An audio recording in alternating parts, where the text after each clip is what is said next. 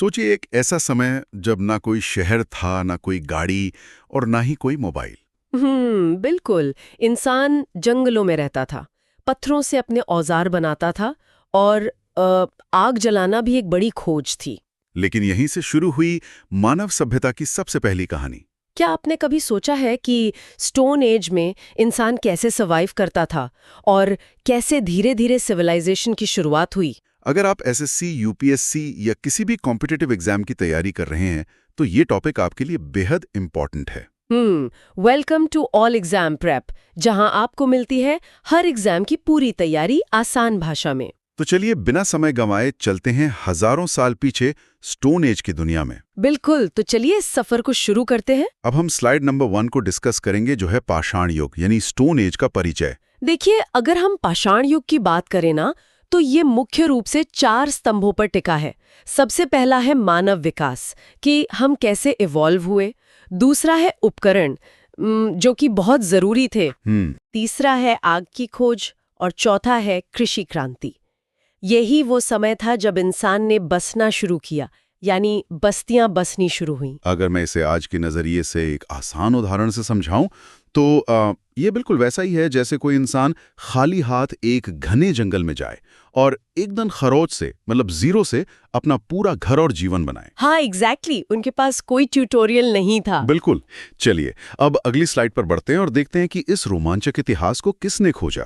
तो अब हम स्लाइड नंबर 2 को डिस्कस करेंगे, प्रागैतिहासिक काल के जनक या फादर्स ऑफ प्री हिस्ट्री। अच्छा, तो ये लोग कौन थे जिन्होंने सबसे पहले इन पुरानी चीजों को समझना शुरू किया? इसमें सबसे पहला नाम आता है क्रिश्चियन थॉमसन का। इन्होंने ही इतिहास को 3 युगों में बांटा था, स्टोन, ब्रॉन्ज और आयरन। ओके। और अगर हम भारत की बात करें तो भारत में प्रागैतिहासिक काल के जनक रॉबर्ट ब्रूस फूट हैं। इन्होंने ही 1863 में मद्रास के पास पल्लावरम में पहला हस्तकुठार यानी पहला हैंड एक्स खोजा था। अरे वाह, ये तो किसी डिटेक्टिव स्टोरी जैसा लग रहा है। बिल्कुल। मतलब जैसे किसी जासूस को हजारों साल पुरानी किसी पहेली का पहला सुराग मिल गया हो, और वो सुराग था वो पहला हैंड एक्स। सही कहा, वो एक पत्थर का टुकड़ा सबसे बड़ा सबूत था। चलिए अब अगली स्लाइड पर बढ़ते हैं और इस पूरे पाषाण युग की टाइमलाइन को समझते हैं। अब हम स्लाइड नंबर 3 को डिस्कस करेंगे, पाषाण युग की समय रेखा। ये बहुत ही लंबा काल था। कितना लंबा? ये काल लगभग 25 लाख वर्ष पूर्व यानी 2.5 मिलियन ईयर्स अगो से शुरू होकर 3000 बीसीई तक चलता है। बाप रे, 25 लाख साल। हाँ, और इसे समझने के लिए 3 मुख्य भागों में बांटा गया है, पुरापाषाण काल, मध्य पाषाण काल और नवपाषाण काल। अगर हम इसे अपनी आम जिंदगी से जोड़कर देखें तो जैसे हमारी स्कूल लाइफ होती है ना, प्राइमरी, मिडिल और हाई स्कूल में बटी हुई, वैसे ही मानव विकास भी इन 3 चरणों में बटा है। प्राइमरी में बेसिक्स और हाई स्कूल तक आते आते एडवांसमेंट। बहुत ही बढ़िया उदाहरण है ये। चलिए अब अगली स्लाइड पर बढ़ते हैं और पहले चरण यानी पूरा पाषाण काल को गहराई से जानते हैं। अब हम स्लाइड नंबर 4 को डिस्कस करेंगे, पूरा पाषाण काल। ये इतिहास का सबसे शुरुआती और मुश्किल समय था, जिसे हम हिमयुग या आइस एज भी कहते हैं। अच्छा, तो उस वक्त धरती पर बहुत बर्फ रही होगी। बिल्कुल। इंसान पूरी तरह से बंजारा था। वो केवल शिकार करने और फल फूल इकट्ठा करने पर निर्भर था, और इसी समय आग का उपयोग भी शुरू हुआ। अब यहाँ मेरे दिमाग में एक सवाल आ रहा है, इतनी कड़ाके की ठंड में जब हर तरफ बर्फ थी, इंसान जिंदा कैसे रहा? वही तो सबसे बड़ी बात है। मेरा मतलब है उनके पास तो कोई जैकेट या घर नहीं थे। तो जवाब यही है कि आग ही उनका प्राकृतिक हीटर था, और सिर्फ हीटर नहीं, जंगली जानवरों से बचने का अलार्म भी था। बिल्कुल सही। आग ने उनकी जिंदगी पूरी तरह बदल दी।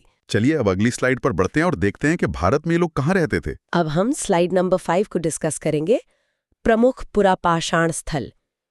भारत के नक्शे पर हमारे पास 3 बहुत प्रमुख स्थान हैं। कौन कौन से? सबसे उत्तर में है सोहन घाटी, जहां शुरुआती चॉपर टूल्स मिले थे।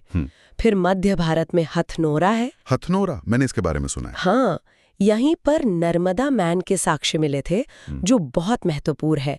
और तीसरी जगह है दक्षिण में पल्लावरम, जिसके बारे में हमने अभी बात की, जहां पहला हैंड एक्स मिला था। अगर आज से इसकी तुलना करें तो जैसे आज बड़े बड़े मेट्रो शहर है ना, हाँ। जहां लोग बसना पसंद करते हैं, हाँ। वैसे ही पुरा पाषाण काल में ये जगह शुरुआती मानव के मेट्रो शहर या हब हुआ करती थी। बिल्कुल, क्योंकि यहाँ पानी और पत्थर आसानी से मिल जाते थे। चलिए अब अगली स्लाइड पर बढ़ते हैं और जानते हैं कि जब बर्फ पिघलनी शुरू हुई तो क्या बदलाव आए। अब हम स्लाइड नंबर 6 को डिस्कस करेंगे, मध्य पाषाण काल, जो एक ट्रांजिशन फेज था। ट्रांजिशन मतलब बदलाव का दौर। हाँ, बर्फ पिघलने के बाद मौसम थोड़ा गर्म हुआ। अब बड़े और खुरदुरे उपकरणों की जगह सूक्ष्म उपकरणों ने ले ली, जिन्हें माइक्रोलिथ्स कहा जाता है। ओके। और इसी समय तीर कमान का आविष्कार हुआ।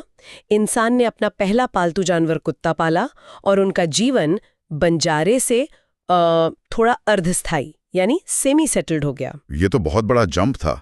ये बदलाव बिल्कुल वैसा था जैसे पुराने भारी लैंडलाइन फोन से सीधे स्मार्टफोन पर अपग्रेड कर लेना। हाँ, भारी पत्थर छोड़कर छोटे और शार्प माइक्रोलिथ्स इस्तेमाल करना स्मार्ट ही तो था। बिल्कुल, बहुत स्मार्ट मूव था। चलिए अब अगली स्लाइड पर बढ़ते हैं और मध्य पाषाण काल के कुछ प्रमुख स्थानों को देखते हैं। अब हम स्लाइड नंबर 7 को डिस्कस करेंगे, प्रमुख मध्य पाषाण स्थल। इसमें 3 अहम साइट्स हैं। राजस्थान में बागौर है, जहां पशुपालन के सबसे शुरुआती सबूत मिले। फिर उत्तर प्रदेश में दमदमा है, जहां खुदाई में एक साथ 3 मानव कंकाल दफनाए गए मिले।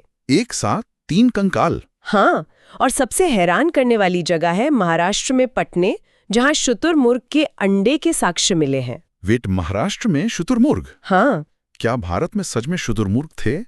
ये तो बिल्कुल एक टाइम कैप्सूल जैसा है, जो हमें उस समय के अनोखे जानवरों और उनके अंतिम संस्कार के तरीकों के बारे में बताता है। बिल्कुल, ये हमें दिखाता है कि उस वक्त का मौसम आज से कितना अलग था। चलिए अब अगली स्लाइड पर बढ़ते हैं और उस क्रांति को समझते हैं जिसने इंसान की पूरी जिंदगी बदल दी। अब हम स्लाइड नंबर 8 को डिस्कस करेंगे, नव पाषाण काल। ये वो समय था जिसे हम फूड रेवोल्यूशन या खाद्य क्रांति कहते हैं। तो अब इंसान ने शिकार छोड़ दिया था? पूरी तरह तो नहीं, लेकिन हाँ, कृषि की शुरुआत हो गई थी। इंसान ने स्थायी गांव बसाने शुरू कर दिए थे। अच्छा। और जब अनाज उगेगा तो उसे रखने के लिए बर्तन भी चाहिए, तो मिट्टी के बर्तन बनने लगे और खेती के लिए पॉलिशदार उपकरणों का इस्तेमाल होने लगा।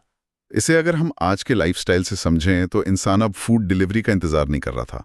मतलब वो शिकार पर निर्भर नहीं था, वो अब खुद अपना किचन चला रहा था, खुद अपनी खेती कर रहा था। बिल्कुल सही एनालॉजी है, वो आत्मनिर्भर हो रहा था। चलिए अब अगली स्लाइड पर बढ़ते हैं और देखते हैं कि सबसे पहले कौन सी फसलें उगाई गईं। अब हम स्लाइड नंबर 9 को डिस्कस करेंगे, कृषि के प्राचीनतम साक्ष्य। तो सबसे पहले क्या उगाया गया? देखिए, चावल के सबसे पुराने साक्ष्य हमें उत्तर प्रदेश के लहुरा देवा और कोल्डी हवा से मिलते हैं। ओके। और वहीं गेहूं और जौ यानी व्हीट और बार्ली के सबसे पुराने साक्ष्य मेहरगढ़ से प्राप्त हुए हैं। तो आज जो हम रोज लंच या डिनर में चावल और रोटी खाते हैं, उसकी पहली स्टार्टअप कंपनी अगर मैं कहूं तो इन्हीं जगहों पर शुरू हुई थी। हाँ बिल्कुल, स्टार्टअप ही था वो। चलिए अब अगली स्लाइड पर बढ़ते हैं और उनके घरों और दफनाने के अजीब तरीकों को देखते हैं। अब हम स्लाइड नंबर 10 को डिस्कस करेंगे, विशिष्ट आवास और शवाधान। यहाँ कुछ बहुत ही रोचक चीजें मिली हैं। क्या मिला है? कश्मीर में बुर्ज होम नाम की जगह से हमें गड्ढे वाले घर यानी पिट हाउसेज मिले हैं। जमीन के अंदर? हाँ, और यहाँ इंसान के साथ कुत्ते को दफनाने के सबूत भी मिले हैं। इसके अलावा गुफकराल में इंसान के साथ बकरी को दफनाया गया और दक्षिण भारत के संगनकल्लू में राख के टीले मिले हैं। इंसान के साथ कुत्ते को क्यों दफनाया गया होगा, ये सोचने वाली बात है। अगर हम लॉजिक लगाएं तो शायद ये मृत्यु के बाद के जीवन यानी आफ्टर लाइफ में उनके विश्वास को दिखाता है, या शायद जानवरों के प्रति उनका लगाव इतना गहरा था। बिल्कुल, ये उनके स्पिरिचुअल सोच की शुरुआत हो सकती है। चलिए अब अगली स्लाइड पर बढ़ते हैं और देखते हैं कि क्या वे केवल काम करते थे या उनके पास कोई कला भी थी। अब हम स्लाइड नंबर 11 को डिस्कस करेंगे, कला और संस्कृति। इंसान सिर्फ काम नहीं कर रहा था, वो अपनी भावनाएं भी व्यक्त कर रहा था। अच्छा, इसकी क्या सबूत हैं? मध्य प्रदेश की भीमबेटका की गुफाएं इसका सबसे बड़ा सबूत है। यहाँ के चित्रों में मुख्य रूप से लाल और सफेद रंगों का इस्तेमाल हुआ है। और ये पेंटिंग्स किस बारे में थी? इन चित्रों का मुख्य विषय शिकार के दृश्य या हंटिंग सीन्स हैं। ये तो बिल्कुल आज के सिनेमा हॉल या सोशल मीडिया जैसा हो गया। कैसे? जैसे आज लोग अपनी जिंदगी की तस्वीरें इंस्टाग्राम पर शेयर करते हैं, हाँ, है ना? वैसे ही शुरुआती मानव अपनी शिकार की कहानियां गुफाओं की दीवारों पर पेंट करते थे। बहुत ही सटीक तुलना है। वो उनका सोशल मीडिया ही था। चलिए अब अगली स्लाइड पर बढ़ते हैं और मानव विकास के इस पूरे चक्र को एक नजर में समझते हैं। अब हम स्लाइड नंबर 12 को डिस्कस करेंगे, मानव विकास का चक्र। इसे हम 4 आसानी स्टेप्स में समझ सकते हैं। बताइए। स्टेप 1 आग, स्टेप 2 उपकरण, स्टेप 3 कृषि और स्टेप 4 गांव। ये चारों चीजें अलग अलग नहीं थी, ये सब एक दूसरे से गहराई से जुड़े हुए थे। इसे तो हम डोमिनोज इफेक्ट कह सकते हैं। Domino's effect. हाँ, मतलब एक चीज की खोज ने दूसरी खोज का रास्ता खोला। जैसे आग से औजार बेहतर हुए, औजारों से खेती आसान हुई और खेती से गांव बसे। एक के बाद एक प्रोग्रेस होती गई। बिल्कुल एकदम परफेक्ट। चलिए अब अगली स्लाइड पर बढ़ते हैं और इन तीनों युगों का एक अल्टीमेट कंपैरिजन करते हैं। अब हम स्लाइड नंबर 13 को डिस्कस करेंगे, त्रियुग डायग्नोस्टिक मैट्रिक्स। इसमें हम तीनों कालों को एक साथ रखकर देखते हैं। ओके। जीवन के स्तर पर वो बंजारा से अर्धस्थायी हुए और फिर स्थायी हो गए। कार्य के स्तर पर पहले सिर्फ शिकार करते थे, फिर मिश्रित काम करने लगे और आखिर में पूरी तरह कृषि पर आ गए। और उपकरणों में पहले खुरदरे पत्थर थे, फिर छोटे माइक्रोलिथ आए और अंत में पॉलिशदार हथियार बने। ये तो किसी भी वेट लॉस या फिटनेस जर्नी की बिफोर एंड आफ्टर तस्वीर की तरह है। एक ही झटके में पूरी प्रोग्रेस समझ आ जाती है कि वो कहां से शुरू हुए थे और कहां पहुंच गए। हाँ, ये मैट्रिक्स पूरी कहानी बयां कर देता है। चलिए अब अगली स्लाइड पर बढ़ते हैं और जानते हैं कि ये सफर जितना आसान दिख रहा है, क्या वाकई उतना आसान था? अब हम स्लाइड नंबर 14 को डिस्कस करेंगे, प्रारंभिक मानव की चुनौतियां। ये सफर बिल्कुल भी आसान नहीं रहा होगा। बिल्कुल नहीं। शुरुआती मानव को 4 बड़ी चुनौतियों का सामना करना पड़ा। पहली, हिमयुग की बहुत ही कठोर जलवायु। दूसरी, हर तरफ मौजूद खतरनाक जानवर। तीसरी चुनौती थी भोजन की अनिश्चितता या कमी और चौथी थी एक सुरक्षित आश्रय का अभाव। ये सुनकर तो मुझे लग रहा है कि आज हम वाईफाई न चलने पे परेशान हो जाते हैं, हम पैनिक करने लगते हैं। हाँ बिल्कुल। लेकिन सोचिए, उस समय इंसान हर रोज लिटरली हर रोज अपनी जान बचाने की जद्दोजहद कर रहा था। उनके लिए तो हर दिन एक जंग था। बिल्कुल, उनकी उसी हिम्मत की वजह से आज हम यहाँ हैं।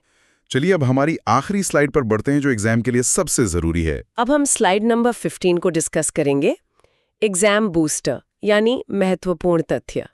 मैं जल्दी से सारे मेन पॉइंट्स दोहरा देती हूँ। हाँ